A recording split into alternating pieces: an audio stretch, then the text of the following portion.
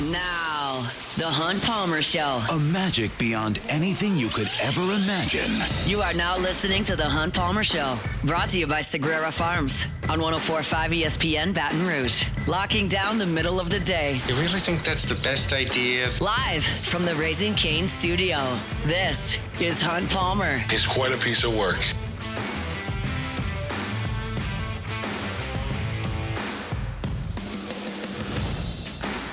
Welcome in. Hunt Palmer coming to you from the Raising Cane studio downtown in the capital city on this Thursday, working towards a weekend, brought to you by Sagrera Farms Premium Angus Beef. Got Jordan Kitchens, Cassie Spicali back there on the ones and twos. Fired up you are here with us. We are 1 week away from the first round of the NFL draft. I've got a 7-round mock draft for the New Orleans Saints that we're going to get into here in 15 minutes. It's got some real local flair to it. You're going to stay tuned for 15 minutes with us. Joe Healy going to be here in 30 minutes talking the SEC weekend to be. I told you yesterday I didn't know what the series were. There are a couple of really good ones. One of them starts tonight in the Southeastern Conference. So excited to get into that discussion with Joe Healy coming up at 1:30. I've got an LSU baseball piece up called Statistically Speaking at LouisianaSports.net. Breaks down where LSU stands halfway through the SEC schedule according to its peers. And we'll talk about the offense, the defense, and the pitching there. Chris Blair with us in an hour and 15 minutes.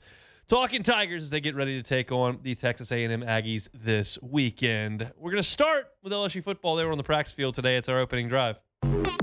Welcome to the big league. It's time for Hunt's Opening Drive. Presented by Fabry Chevrolet GMC in St. Francisville. So we got like an hour 45 of LSU football practice today. It went on so long that I had to leave to get back here to write the practice report and do my show. It was a long workout, I think, by spring standards, and it was a long look for us by media standards. So we'll get into kind of what we saw today. A couple things, like the temperature is a little bit warmer out there, and the tempo was really moving. That's a great thing for the team. It's a great thing for them to get ready for. Great thing for the offense to get moving quickly. Great thing for the defense to practice against that. Tough for the folks taking notes at practice to get all the notes down before the next snap. But we'll make it happen. And we did out there at the Ponderosa today. Some attendance notes for the afternoon.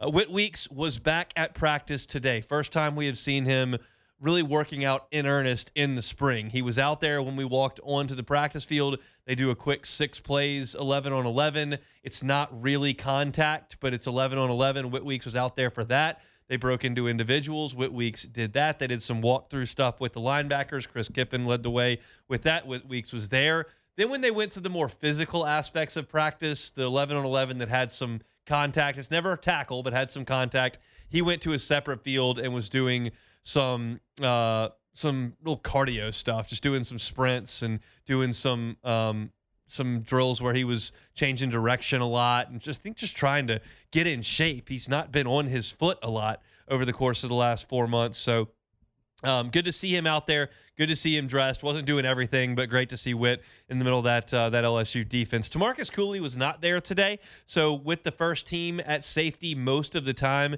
you saw Jace Thomas taking his reps. You saw Fahim Delane out there a little bit. Keep in mind, a lot of substitution every single period that we're looking at.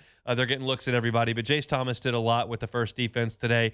Tamarcus Cooley was not there. The only new addition in a gold no-contact jersey was Trey Wilson, the Florida transfer at wide receiver.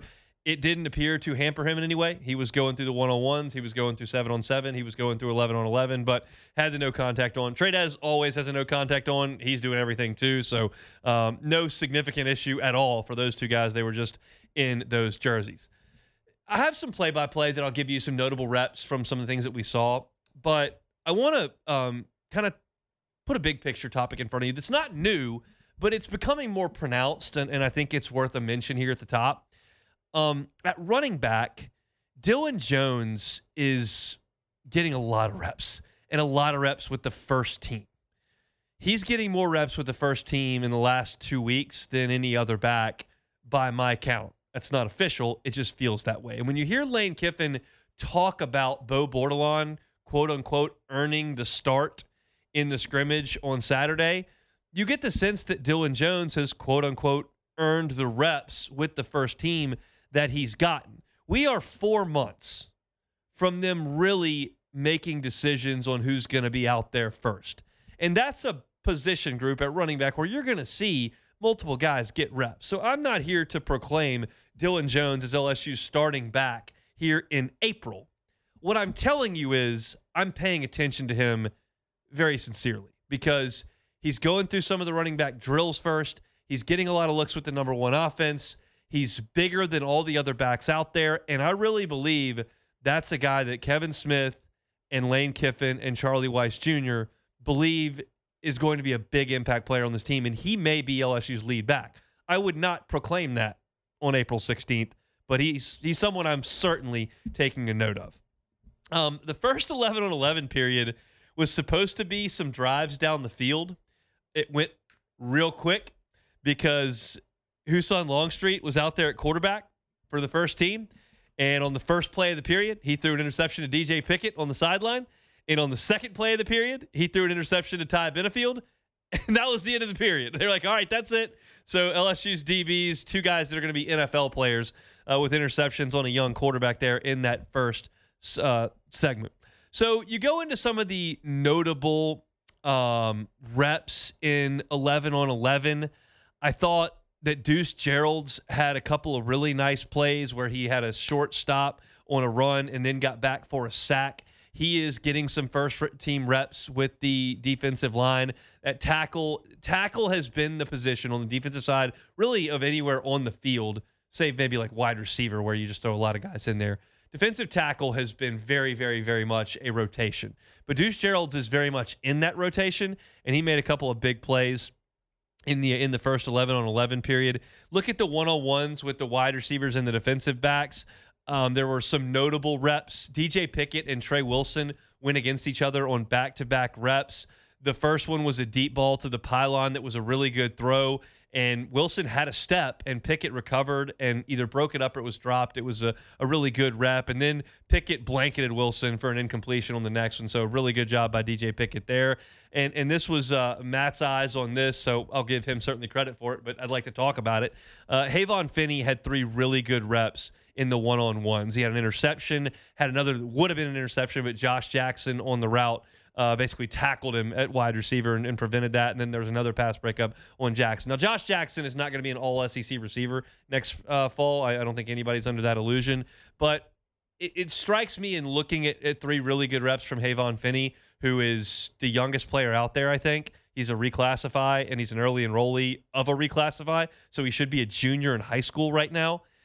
That's important because of the loss that you had over the weekend with Aiden Anding. You're not going to be able to play 3 corners for an entire season. You can't just say, hey, Pickett, you're out there. Woodland, you're out there. Okay, Jakeem Jackson, you're out there. That's it. You got to have other guys. And so Finney is the most talented probably of that group. You've got Michael Turner, who's older, but I liked a good period from Havon Finney for sure. Winnie Watkins had a touchdown against Deshaun Spears. Jace Brown beat Fahim Delane deep for a touchdown. I think that when I watch and I look at my notes from practice and I see what they're doing offensively, one of the things that's evident to me is that Jace Brown is getting the ball in some various different ways. There have been some screens, there have been some jet sweeps, there have been some deep shots. They're trying to get him the ball. If you asked me, Hunt Palmer, hey, you've been out there for 4 weeks of spring practice, who do you think is going to lead LSU in receiving yards? I would probably go with Jace Brown. Now, if you're looking at a confidence level from 1 to 10 on that, 10 being I already know it to be true, and 0 meaning I have no idea, that's probably a 3 or 4 on that scale. I'm certainly not here to make any sweeping proclamations at this point, but Brown is active. He's out there, and he's been very productive in the Big 12. I enjoy watching him play. I think he's had a really nice spring, and they're really trying to get him the football. Looking at the 7-on-7, Benefield had an interception on a ball that was intended for Corey Barber. Nice play to pick off Husan Longstreet. Jackson Harris had a 20-yard touchdown from Longstreet on a really nice throw from the young quarterback. Jace Brown had a 5-yard slant route in 7-on-7. Longstreet put it there on the ground for him, and he went down on a knee and made a nice catch. Jace Thomas had a really nice interception in the end zone off of Landon Clark. He was getting a lot of first-team reps at safety with DeMarcus Cooley not being there, so good to see Jace Thomas involved. And then saw a familiar sight. Trey'Dez Green caught a touchdown right under the goalpost on a high ball in the red zone that was thrown nicely by Landon Clark. Interestingly enough, speaking of Trey'Dez Green, during the individual periods, a lot of offensive line, defensive line was going on, and all the quarterbacks went to one field. It was 4 quarterbacks, including Levitt, who can't participate, a coach I didn't recognize, and Trey'Dez Green. And they were working on red zone ball placement, basically, with Trey'Dez Green. And I thought,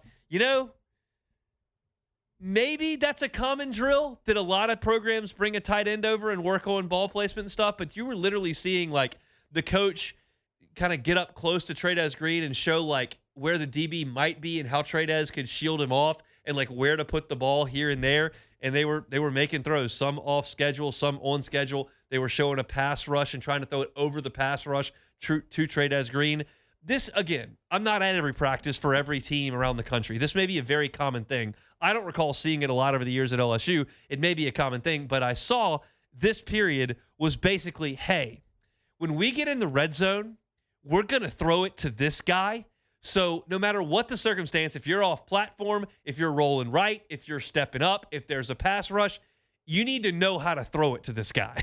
It was an enjoyable period for me to watch and sit there and go, they know they've got a weapon here. They're looking to figure some things out. And Trey'Dez wasn't even like running routes. He was really just body positioning and telling them like where to throw it, and he'd make catches.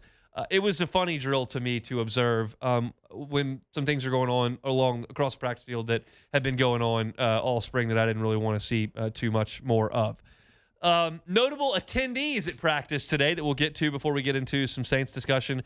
Jamarcus Russell was at practice. He's been around a little bit here in Baton Rouge. Of course, Lane Kiffin drafted Jamarcus Russell with the Raiders, number 1 overall, and those guys go back to that year, back in 2006 and 2007. So Russell was there. And also, in big old blue jeans, standing there watching some O-line, D-line drills, Mr. Will Campbell was present at practice today off a Super Bowl year for New England where they came up just 1 game short. So that's kind of a look at what we saw. There is a lot more detail than what I just gave you on the practice report on LouisianaSports.net.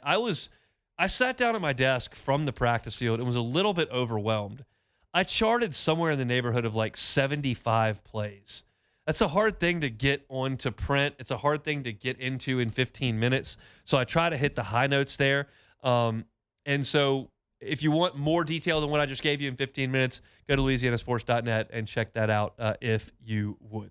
All right, we're off and running here on a Thursday edition of the Hunt Palmer Show. We're brought to you by Sagrera Farms Premium Angus Beef. We got a lot to do. Joe Healy's going to be here in 15 minutes talking baseball. I've got some baseball to get to. Chris Blair's going to be here talking, you guessed it, baseball. But it's close to NFL draft. We're within a week now, so let's talk about that when we come back. The Hunt Palmer Show. GoTro's Outdoor Power. GoTro's Outdoor Power. They're online at GoTrosOnline.com. Owned and operated by the GoTro family for 22 years in Baton Rouge and in Gonzales. They got the largest parts inventory in the state of Louisiana, and they're the largest hustler dealer in the state by far. You don't believe me? Drive down Airline and look off in the distance. You'll see a mountain of orange inventory. That's GoTro's Outdoor Power. If you need to get that grass cut, you need to manage your property, whether it's a home with a sizable lot or it's a business with sizable land. If you need to get behind the wheel of a new zero-turn mower, GoTro's Outdoor Power can do that for you for $100 a month. They've got finance available, and one of the great things they can offer to you is an extended warranty. Of course, you've got the manufacturer's warranty. GoTro's will add either 2 years or 200 miles to that warranty, so you know you're taken care of. You've got that peace of mind. Get by and see them on Airline Highway in Baton Rouge or in Gonzales. You can find them online as well at GoTrosOnline.com. You're listening to The Hunt Palmer Show, brought to you by Sagrera Farms.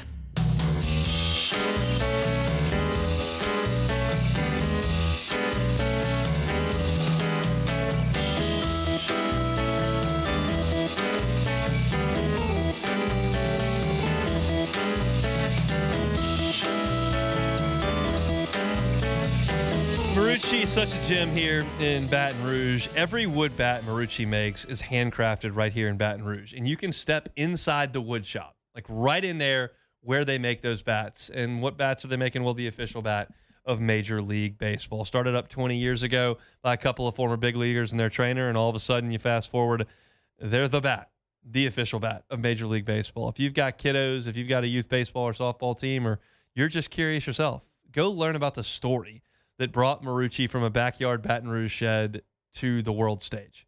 Go see the wood shop where they craft those bats. Get in the hitter's house. Take that tour. If you buy a ticket to the campus tour at maruccisports.com/campus-tour, you get 20% off in the hitter's house and in the campus tour store, which could be a really cool thing for some kiddos or just for you. It's Marucci. You can find them online at maruccisports.com, maruccisports.com. All right, draft night, first round, cranks up a week from today. Fired up about it, and we've been talking about it for a couple months here with the Saints, and most of our time has been spent on the first round. Some time has been spent on the second round. I thought today would be a good day to take a look at the Athletics mock draft that goes through all 7 rounds and just take a look at a snapshot of what things could look like. And I'll tell you this to start the discussion. This is not about, well, they're going to take this guy in the 5th round. There are so many variables that's kind of a wasted discussion. It's certainly possible that this writer from The Athletic could nail a 5th round pick. It's exceedingly unlikely. The point of this exercise, in my estimation, is to go through what a draft class could look like and where the Saints prioritize needs and see, when you zoom out at the end of it, if that makes sense. The picks in the first and second round obviously carried the most weight. Those are the ones we know at 8 and 42 that the Saints have to nail. Beyond that, it's just trying to find your diamond in the rough here, your Quincy Riley here. If you just blow it out of the water and you find a Marcus Colston or Jari Evans, super awesome. But it's more about kind of the plan. So let's go through these, and there's a local flavor here that I kind of enjoy that let's go look at what this Saints draft could look like. Keep in mind, if you're unaware at this point, the Saints have a first-round pick at 8. They have a second-round pick at 42, so early in the second round. They've got a third-round pick at 73. They have 2 picks in the 4th round and 2 picks in the 5th round. They've got 1 in the 6th round. They do not have a 7th-round pick. So they've got some real assets in the middle of this draft. Between 73 and 172, that's obviously 100 picks. You've got 5 of them. So there's a lot of meat in the middle of this draft for the Saints to chew on. So let's look at what The Athletic says the Saints are doing. Not going to spend a ton of time on the first-round pick. In this mock draft at 8, it's Carnell Tate. I have no problem with that. There are some people that aren't wild about it. I have no problem with it. I think he fits the mold of a good route runner, a guy that gets open, a guy with good hands, a guy that has good contest rate, a guy that was productive in college. I like Carnell Tate. I know that he's never been the number 1 wide receiver, but I've talked about this in the past. Justin Jefferson wasn't necessarily number 1 at LSU. Jalen Waddle wasn't a number 1 when he was at Alabama. I'm not going to penalize Carnell Tate for having Jeremiah Smith on his team. Jackson Smith and Jigba seem to do okay. And also, you look down at Emeka Ibuka, who had Jeremiah Smith on his team. He was all right. So I like Carnell Tate at 1, but we'll move forward beyond that. At second round, number 42, they've got the Saints taking Zion Young, edge rusher out of Missouri. So you address at 8 and 42, wide receiver and edge, where we feel like the Saints have real needs, and those are likely in some order going to be your first 2 picks. So where do they go beyond that? You get into round 3. This is the middle of the draft where the Saints need to hit on 1 or 2 of these. I'm not asking for a perfect record in the 3rd, 4th, 5th round when you got 5 picks, but you've got to hit on 1 or 2 of them. They've got them in the 3rd round taking Keith Abney, a cornerback from Arizona State. I like the idea of the Saints going to corner. That is a question mark right now. I don't think you have a number 1 corner on this team. I think you've got young players. I think you've got inexpensive players. I think you have players with high upside, but it's not proven. So adding to that room in the 3rd round, I'm good with. In the 4th round, at pick 132, they have the Saints taking an offensive lineman, Brian Parker from Duke. I know that Saints fans are not super wild about taking more offensive linemen. I get that. It's been your story more often than not the last 5 years, right? Took McCoy, took Ruiz, took Fuaga, took Penning, took Banks. Like, I get it. Like, you're a little bit sick of that. But you have also watched this team the last 3 years and watched the injuries up front where you've got big men colliding on every snap. Depth is always good there. And, yes, I'm okay with the Saints adding to the depth on the offensive line in the 4th round. And then they add depth to the defensive line in the 4th round, 4 picks later, with Caleb Proctor, defensive tackle, Southeastern Louisiana. Now, again, not about scouting the players because it's so unlikely the Saints even end up with these guys. But going with, in the 4th round, 4 picks apart, 132 and 136, offensive line on one hand, defensive line on another hand. I don't have a problem with that. I think that is just fine. In the 5th round, the Saints go to a spot that, yeah, they've got some players they've invested in, but I feel like taking one of these in the draft is a good idea. They go linebacker, Justin Jefferson from Alabama. Yes, you've got some money in Pete Werner. Yes, you just went and spent money on Caden Ellis. Yes, you feel like you may have something in Danny Stutzman, but you don't have DeMario Davis anymore. And I think that taking a linebacker is a good idea. I don't think that it's the best idea in the 2nd round. If you're not going to get Sonny Styles, like, I don't love taking a linebacker in the 2nd round. Taking one in the 5th round, especially one who's played in the Southeastern Conference, I'm good with that. In the 5th round at 172, they go tight end. I don't really have any use for that. You just took one in the 7th round. You got Juwan Johnson. I know that Foster Moreau's walking. I know that you need numbers at the position, but it doesn't seem like a priority, and I would rather take a swing at another position. I don't love tight end there. They do that at the end of the 5th round. And then in the 6th round, how about this? Little local flavor, and I kind of like it. This is one that I will actually talk about the player because I feel actually qualified to do it. Don't have a lot of juice on Southeastern's defensive tackle or Duke's offensive line. I can tell you about the Saints mock here in the 6th round, 190th overall, Xavier Thomas from LSU. That is interesting because you are working out Zachariah Branch, who is a 2nd round pick probably, maybe late 1st, as a guy who's a speed player, as a guy who can help you in the slot, as a guy who can return kicks and punts.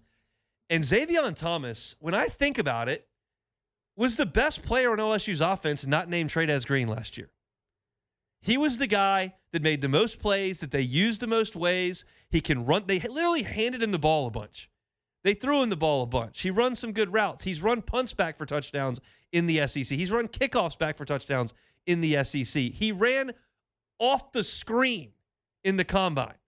So this is a guy that in the 6th round, you're telling me I can take an edge rusher in the 2nd round to rush the passer instead of Zachariah Branch, and you can give me Xavier Thomas in the 6th round? That, to me, is value. I don't know if Xavier's going to be there in the 6th round. Neither does anybody at the Athletic. But that one I like because you've taken Carnell Tate at the top of this draft to be your immediate impact right next to Olave, right next to Vele, right next to Polk, immediate impact guy. But, hey, we know that we're a little light on playmakers there. Let's bring another one into the fold late in the draft. I like it, and his skill set rocks, especially considering the fact that you took the bigger, Carnell Tate's not huge, but the bigger receiver in the 1st round, and then you take one that's a little bit more fitted to the slot, basically kind of a more college productive Mason Tipton with a lot better speed. I don't have any problem with that at all. So what this shakes out to is you go wide receiver, edge, cornerback. Those are your first 3 picks in the first 3 rounds. Wide receiver, edge, quarterback. I think everybody is on board with that. And then you go offensive line, defensive line to fortify both of those. You know Mickey likes to do that. And then you go linebacker, which I'm okay with based on the depth. Tight end, whatever. And then you go wide receiver to supplement that at the end. This gives pretty high marks from me. Not necessarily the players, not my corner of the store. The plan, I like it. Jordan, what you got? I do like the Zion Young pick in the 2nd round, just because I watched that Auburn versus Missouri game, and when he was the guy in overtime when they was flipping the coin, he was like, "Yeah, we got the ball." Like, so we need that. You need a crash out like that on your defense, and especially in a position of need. I like that a lot. Also, getting Xavier Thomas 6th round, West Bank, Marrero, from my neck of the woods. Yep. I would love that a lot, especially you're not paying that higher premium price for Zachariah Branch. And I know it might be more of a bias saying this, but I think Xavier Thomas is better than Zachariah Branch. Like, that's just me personally. Again, we're LSU. Would you agree with my sentiment that he was the second best player in LSU's offense? I mean, there's the games where he's like number one. Like, Trey Green. He's the biggest freak. He had all the touchdowns. Yeah. Like he was, no one could cover him. Yeah. But Thomas was most consistent. Was the most productive player they had. Like, just getting yards. Yeah, and especially like the Vanderbilt game when Nussmeier got hit and Xavier Thomas basically kept us in that game when he just broke that 60-yard, I guess you want to call it a catch-off. But no, man, if you get Xavier Thomas that low in the 6th round, especially that value and not waste that pick on a Zachariah Branch in the 2nd round, and you feeling a need with Zion Young.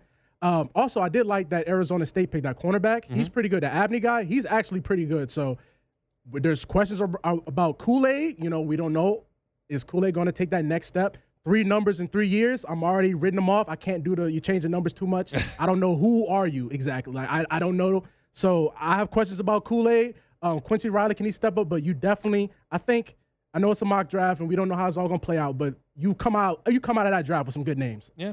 I mean, I like the position. I think everybody's in concert here that wide receiver, edge, corner would be a good 1, 2, 3 if the Saints can pick that off. And they got that in the 4th round there. That's where they're going to try to. That's the sweet spot for this draft where they got to try to find. Again, if they can go 1 out of 4 on that back end, that'd be okay. All right, let's chuck along here on this Thursday edition of the Hunt Palmer Show, brought to you by Sagrera Farms Premium Angus Beef. We'll talk about the SEC weekend to come on the Diamond. Joe Healy, he's next. The Hunt Palmer Show. Now, Oxner wants you to know there are different types of care they are ready to offer you at all times. That primary care is your comprehensive and continuous care, your immunizations, headaches, maybe some asthma, rashes, skin irritations, and your chronic disease management, high blood pressure, cholesterol, blood sugar. You can do that virtually at times or schedule your appointment at www.oxner.org/brprimary. But if things are a little bit more, pun intended here, urgent care is where you need to be. That's for sprains, maybe broken bones. You've got an ear infection, significant fever, rashes, non-life-threatening allergic reactions. You can do a walk-in for urgent care. They have extended hours, and you can find a location at oxner.org/urgent care. Emergency care is severe and it's life-threatening, and that means you need to go to the ER immediately or call 911. That's severe chest pain, severe bleeding, severe head trauma, sudden vision loss, severe dehydration. That's something you got to be on the lookout for now as we creep into the late spring and into the summer. 24/7 virtual care options are available. Schedule online through MyOxner, and a convenient follow-up routine care can be scheduled there as well. Download that MyOxner app, or you can call Oxner on call at 1-800-231-5257. A nurse can help direct listeners to the best care option. That's 1-800-231-5257, and it's all there at Oxner. You're listening to The Hunt Palmer Show, brought to you by Sagrera Farms.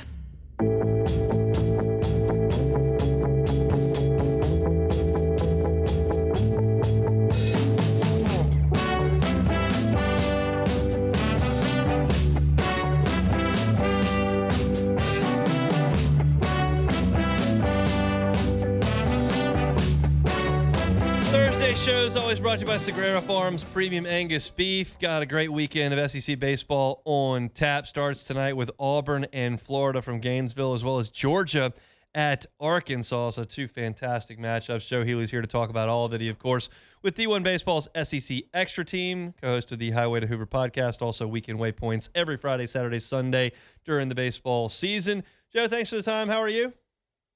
Doing all right, hon. I appreciate it. Let's talk about some panic meter stuff. Mississippi State, where are they? They've been swept twice on their home field. Yeah, it's certainly, I think, for state fans, for the state faithful, I think their panic meters are really, really high right now. They're just not used to getting swept at home, much less getting swept twice back-to-back like that. That's just something different for them. I think in reality, though, I don't feel all that worried about it necessarily. I still really like their offense. Maybe I think we're seeing that it's not necessarily up there with the Texas A&Ms and the Georgia necessarily. Maybe it's not quite that, but I still think it's a really, really strong lineup. And then on the mound, I assume, if Ryan McPherson comes back and is able to give them a little bit of something down the stretch and be ready for the postseason, I think they're still in really good shape on the mound. Now, if the latter does not happen, then that is definitely something they're going to have to deal with moving forward, because they just have not gotten enough out of pitchers not named Tomas Valinkis in their rotation lately. All right, let's talk about the home team. It was okay when we spoke to you last. You, of course, lost to Bethune-Cookman. You were 6-6 in league. Then you go to Oxford and get swept and don't really swing the bats except for one inning. Now you're 6-9 and your RPI is not looking very good. Where's LSU on the panic meter? Yeah, it's higher at this point. I mean, now we're that's the understatement of the century, right? I mean, like it's got to be pretty high, just because again, I go back to something I think I was saying 3 or 4 weeks ago on your show, which is just that, if you're LSU, you've pushed a lot of buttons and you've tried a lot of different things, and it just doesn't seem like anything is having the lasting week over week effect that you're looking for it to have. And that's the part that I think is the most bothersome is that, whatever they are trying to do in that dugout, and we know they're trying a whole bunch of different stuff, whatever they are doing is not taking. And so then you add on top of it, now we've got some injury woes and some folks who are a little bit banged up. And, so now you're kind of compounding things on top of each other. So it's certainly fairly high. And look, Ole Miss, I think with their rotation being what it is going to give a lot of teams a difficult weekend, but that's certainly not a series that you wanted to get swept in. No doubt. And just by my, Ole Miss does have some really talented arms, and they made LSU look it over the weekend. All right, Texas A&M, Texas. That's not a panic meter thing for Texas, but surprised that they lost both games that got played? Yeah, but if you had told me that, one team is going to just kind of run away with the weekend, that's the way I think it would have gone. I just think there was so much that was built up into this weekend for Texas A&M, and it was always going to be crazy atmospheres. And this was a weekend that, whether or not they wanted to acknowledge it, this was a weekend Texas A&M had circled for a long, long time. I think a lot of those players, even if they just had nothing to do with Jim Schlossnagle and that whole turnover, like it's largely a new roster, so there's not a lot of necessarily personal ill will there, but there's just the understanding of what happened there. So if it was going to go one way or the other, it was going to go that way. And my big takeaway from the weekend is that, man, that might be the scariest lineup in the SEC right now, when you consider they've got the star power at the top. They're getting some contributions from some freshmen, including some guys who are coming along now, guys that maybe weren't getting a lot of playing time early that are now getting their opportunities. Jorian Wilson is the guy that stands out for me in that regard. And then you've got some role players that are just doing a really nice job of doing their role, which sounds like a simple thing, but it's obviously a lot simpler than just saying it. And, so it's them in Georgia, I think, when you talk about the dangerous lineups in the SEC. I know how good A&M's lineup is, so I don't really want to talk about that as they come to Baton Rouge. I'd rather talk about their pitching, which hasn't been quite as good. And LSU has hit mediocre pitching. Do you like LSU's offense's ability at home against this Aggie staff? Yeah, I do, because I don't think they've necessarily, as they've played better, I don't think they've necessarily solved anything there. I just think they've worked around it by having their offense be so effective. They're pushing some buttons here, moving some guys around. They took Weston Moss out of the rotation, moving up Shane Sadeo and Aiden Sims. That worked okay for 1 week. We'll see what happens moving forward. But again, I don't think they've necessarily solved anything there. And the biggest issue is that they don't have a lot of different options to go around here. They're basically using the same 6 pitchers, and if those guys are effective, things go really, really well. If one or two of those guys aren't very effective, they're spinning their wheels and they don't really have a lot of other buttons to push, because they are just really using the same 6 guys. So if you can get to those guys, you've got a really good shot to be competitive in the weekend. Let's talk about tonight. Georgia is at Arkansas. The Hogs go to Bama and sweep. We spoke about those two teams last week. You think Arkansas has got a chance to stay hot and really find something here in the midway point, or do you like Georgia in Fayetteville? I do kind of like Georgia's opportunity to bounce back here, because they've shown that they are a team. Now, it's famous last words maybe, but they have shown that they are a little bit different than previous Georgia teams and are a little bit more resilient. They do play a little bit better on the road. They're not quite so dependent on the home run or just offensive baseball in general. They can get it done a few different ways. But that being said, I think we saw a more true version of what Arkansas can be last weekend, and I really liked what Dave Van Horn said over the weekend, which was just like, hey, we had some veterans that were a little too comfortable in the lineup, just being in the lineup every day, and we needed to shake some stuff up. And, they had one game where they only scored 3 runs, but the other 2 games they scored 7 and 15 runs, and that'll win you a lot of baseball games when you're as talented on the mound as they are, and they've shaked things up too on the mound. And I think it's a good thing that they sent the message that, hey, this is not good enough. We're going to move some pieces around and see what else we can do here. And that it showed some signs of working there. So I actually kind of like Georgia in this matchup, but that being said, I wouldn't be surprised if it goes the other direction.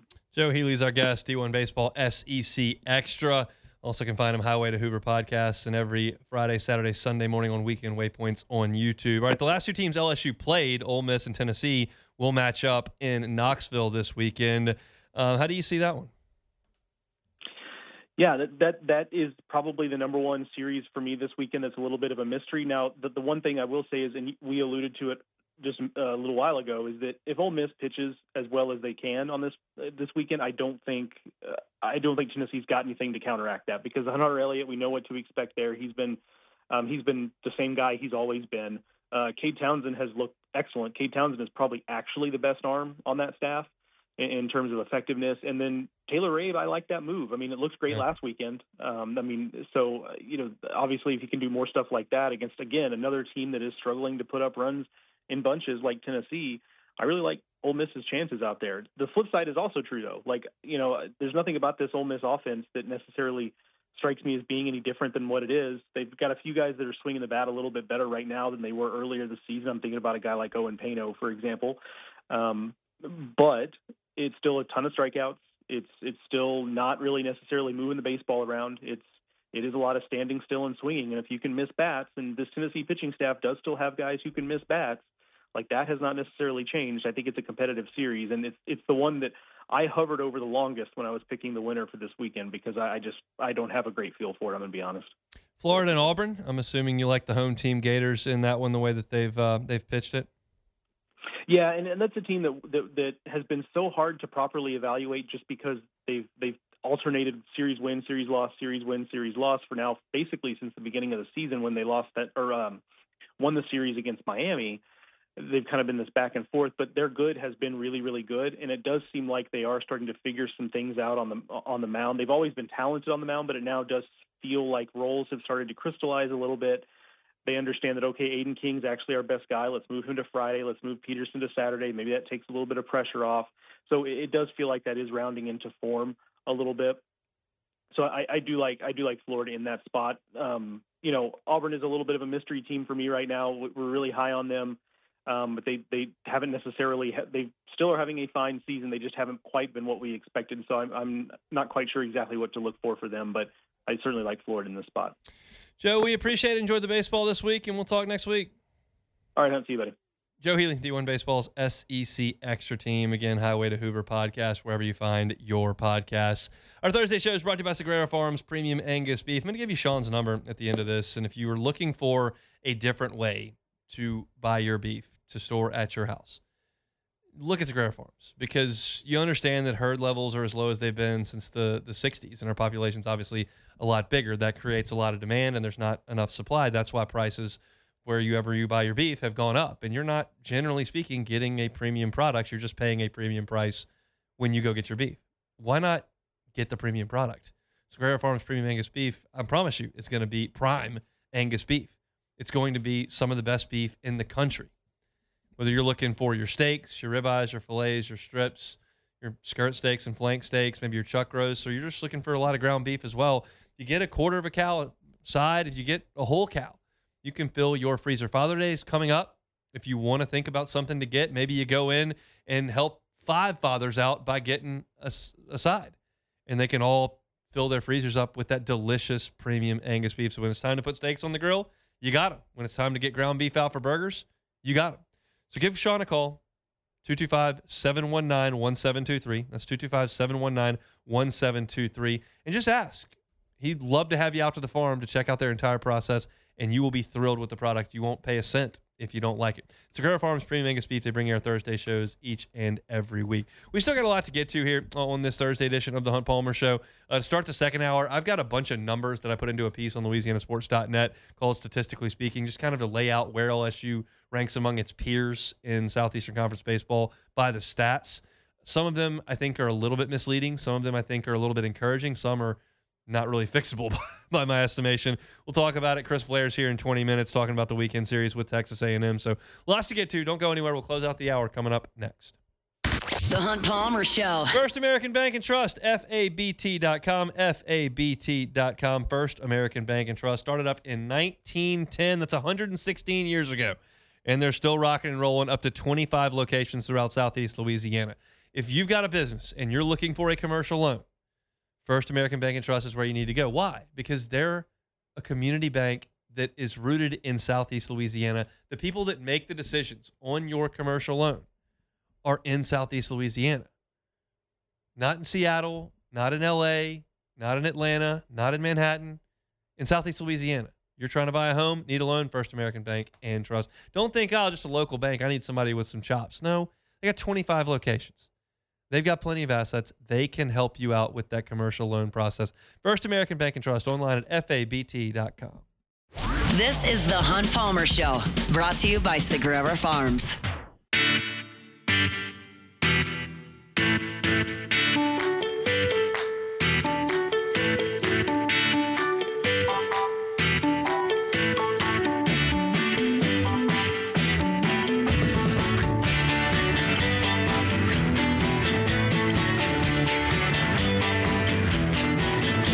Shout out to my friends Neil and Melissa Boudreaux, Boudreaux's Electrical Services. They've been at this for 40 years, y'all. 40 years running Boudreaux's Electrical Services.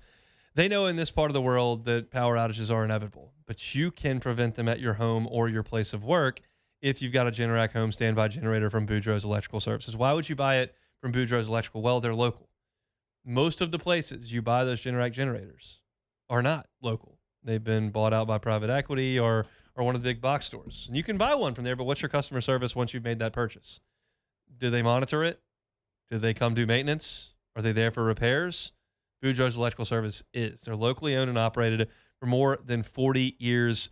Make sure that when storm season's approaching that you don't have to worry about power outages because you've got that generator from the folks at Boudreaux's Electrical Services. Give them a call at 985-397-1562, 985-397-1562, or 225-300-9389 and get that generator installed soon before hurricane season is upon us. It's Boudreaux's Electrical Services. They're online at boudreauxelectrical.com. You know, I was at practice today, and I took a minute during individual drills where I'm not charting anything. I don't care who's running through what cone or who's hitting what sled or who's doing what swim move to what tackling dummy. At that part of practice, it's just a time for me to put my notepad to my side and just think about some of the things that I've noticed over the last month, right? And one of the things that I thought about over my time out there, I've now watched LSU practice in the spring 4.5, 5 hours. It's a reasonably extensive amount of time. And one of the guys I think that's really coming to his own, and it may be a little bit of confirmation bias based on recruiting rankings, based on accolades, but it feels real, is DJ Pickett. I think he's really coming into his own.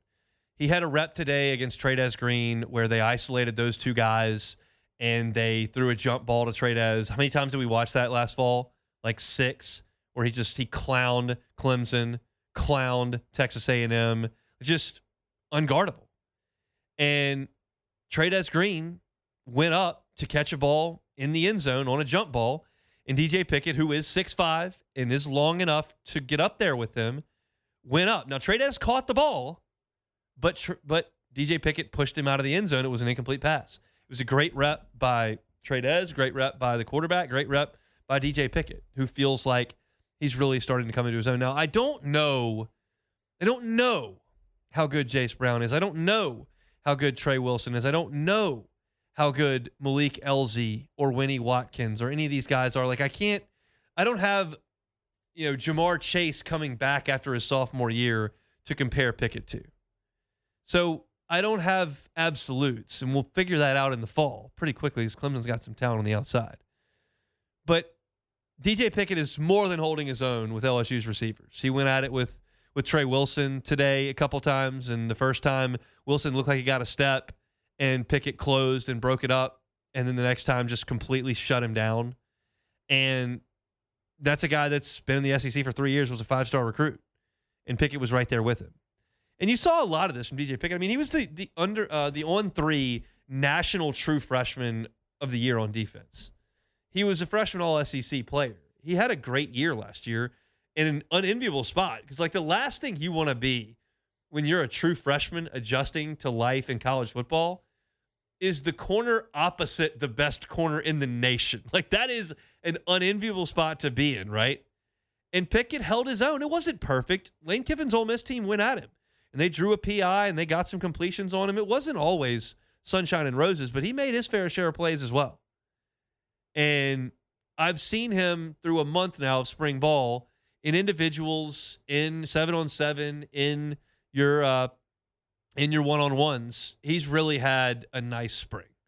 And that's all I'm trying to say here. I'm not trying to peg him as the next first-round pick or say he's definitely going to be an All-American this year, that he's definitely first-team All-SEC. He may be all those things. I think there's a reasonable chance he is all of those things. I'm just saying I'm at practice a lot with my hand on a pen, my arm in a notebook, and just writing the next play. And if you were listening at the top of the show, like, their tempo is so fast in those 11-on-11 and 7-on-7s that I'm like, I get one written and the ball snapped again and I write again. Like, it's a high-intensity deal for me to get the notes down on the paper.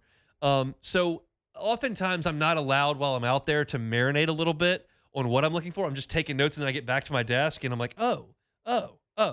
And today I gave myself a little bit of time on the practice field to be like, okay, what have I seen? I don't need to take a note in this period. I know Deuce Geralds can hit the sled real hard. Oh, look at that. Corey Barber ran a slant. Like, I don't need to do that during every single period and write everything down. What have I seen? And my eyes tell me DJ Pickett is really, really coming along. And look, why wouldn't he? 5-star recruit, 6'5", elite athlete, best cornerback coach in the country, teaching him every single day. He would come along quite nicely, and he really, really has. So I think DJ Pickett is primed for a really nice second season at LSU, and I think he's getting that off to a really good start with a nice spring to this point, and I've noticed it. So I wanted to make that point here to close out hour number one. If you missed any of our show today, including our practice report at the top of the show, you can catch it on demand wherever you find your sound. Remember, Hunt on LSU, all your LSU football content right there in one place on YouTube. Step aside. We'll get into some baseball. Where does LSU rank statistically in the SEC? That's coming up next. The Hunt Palmer Show. Swing Easy Golf Club in Baton Rouge. SwingEasyGCBR.com. Weekend is a coming. It is Thursday afternoon. Maybe you've got a tee time. Awesome. If you don't have one and you'd like to play some golf this weekend, give them a shot over at Swing Easy Golf Club on Segan at Perkins. You go in with some buddies. You go in by yourself. You get an individual private bay that's got comfortable seating, a television, music, and some of the great courses from around the world on that simulator. And you can tee it up, card a score. You do hit your chips, you hit your putts. You can get a mulligan if you want. You can get 50 mulligans if you want. There's no rules at Swing Easy Golf Club. The rules on the simulator, do it as you need to do. But have some fun playing some golf in a climate-controlled situation with some of the best golf courses in the world right there in front of you. It's Swing Easy Golf Club. There are opportunities to become a member. Ask them about that when you go. But just step inside. They're on Segan at Perkins at Swing Easy Golf Club. You can find them online if you'd like. SwingEasyGCBR.com.